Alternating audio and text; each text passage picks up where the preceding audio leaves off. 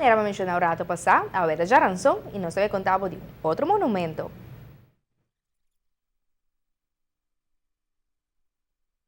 Well, assim não conosco da claro que esse segmento de monumento aqui nós também contava um tique mais e assim não bota ser conhecido quizás monumento não como notava tá saco tá monumento riba nos isla seguro que na turta forma parte da nossa cultura e gerência cultural de Aruba que tá muito importante para nós pagatino riba JS aqui por transmitir informação para nossa futura geração agora que não se é monumento de ave. Bom menina, uma outra edição de nosso monumento. Não explico tão um nos passado e nos presente. Nós vai contar de um outro monumento que tem um valor na nossa história. Esse segmento aqui está apresentar para Aruba Investment Bank, o banco com compromisso com Aruba, seu futuro. A religião protestante fez sua entrada inicialmente na área de 1635 por meio de West Indies Company na nossa irmã Isla Corsou. Na Aruba, sim, nós não estamos conhecendo a religião aqui ainda. Tem na área de 780, hora que nós somos imigrantes na nossa Isla Rumang. Para a área 1816, a população cresce e nós temos acaba alrededor de 290 pessoas protestantes na Aruba, que depois a seguir cresce. Visando isso aqui, a nós será conhecido como a Kerk protestante na Piedra Plata, que também está monumento. Se mira a Kerk aqui bom, está situada em lugar digno de quadro. Mirando que dentro profundo, nós por mira nos Hooiberg, que está agregando paisaje sem igual.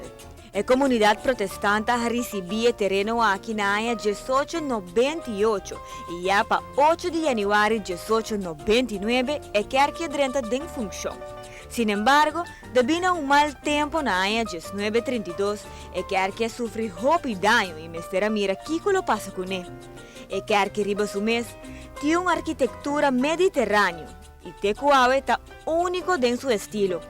Se nos mira a ventana, essa aqui não está roubo e abstracto, pero que bougnan que acaba de punta arriba que dá uma boa claridade na parte para dentro de a Kerk. E toren vierkant na banda de Kerk está uno com top com estrutura octangular, caminda a clock de misa ta colga e riba de cruz que te ave nos por admirar.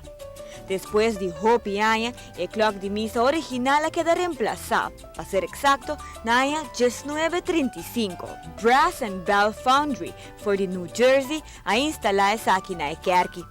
Para lo que está para dentro de misa, e assim na chama Preekstoel, trata obsequio de Kerk protestante situado em Wilhelminastraat, na Oranjestad, pero que depois de trabalhar na área 2000 a queda reemplazado.